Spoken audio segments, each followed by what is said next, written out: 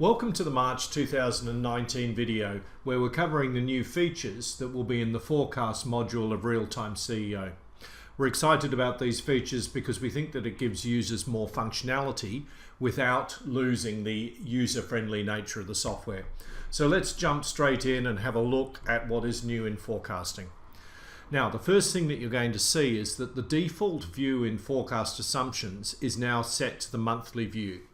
Previously it was the annual view, and you still have the ability to get to the annual view if you don't want all the noise of the months, but the default view will be the monthly view with the annual total at the end. The next thing you'll notice on forecast assumptions is that we've inserted some calculation lines: contribution margin dollars, contribution margin percent, profit percent, and change of retained earnings. So it gives you a more complete picture of what your assumptions are saying about the next 12 months ahead of the business.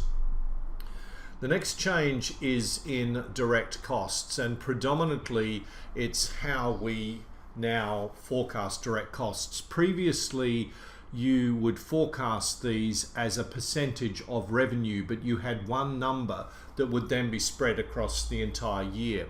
What we've now done is given you the granularity to be able to do that by month. The other thing that you will notice is that in each of the sections, wages, materials, depreciation and other, the software tells you what the actual result was for the previous 12 months. So for example, over the last 12 months, wages has been 25.02% of revenue. So you can either adjust individual months by going into that month and putting in a new value, or if you would prefer and you do not want to use the granular nature of the functionality, you can just adjust the first month and use the fill across, and it will pre-fill the other 11 months. So we are trying to give you granularity without making it harder to use. The historical number remains there, so you can see how your forecast compares to what was achieved in the previous 12 months. The next change that I'd like to show you is with regard to indirect costs. What we now see in indirect costs is pretty similar to what we saw previously, with the exception of we've changed the order of the boxes. Indirect wages first, indirect other costs second, depreciation and interest third and fourth. The other change is that we now report what that value was in the same month last year. So if you look at the indirect wages box for the March 19 column, it's telling us that in March 18 our indirect wages are 88,641. We've done this to show you the seasonal pattern through the year, particularly useful in wages if you're remembering that certain months might have 3 fortnightly pay periods.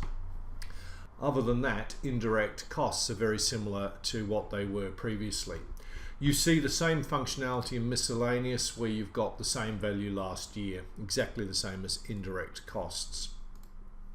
The last thing that I would like to talk about is the notes panel. This now gives you the ability to record assumptions, to record notes about your forecast. Now, if you go into the notes panel from forecast assumptions, it will start off in the general area. There's a pull down list here, and you can put notes into any of the sections that are listed here in the forecasting notes. The other thing to observe is that if you are already in a section and you go into notes, it will default to that section, but you can always go to any other section if you want to by selecting the pull down menu. Those are the predominant changes that we see in the forecast module, and we hope that you find them valuable without losing any of the user friendliness of the software. Be sure to keep an eye out for our next video that should be coming out later this month or early next month that will cover the new functionality in the dashboard module.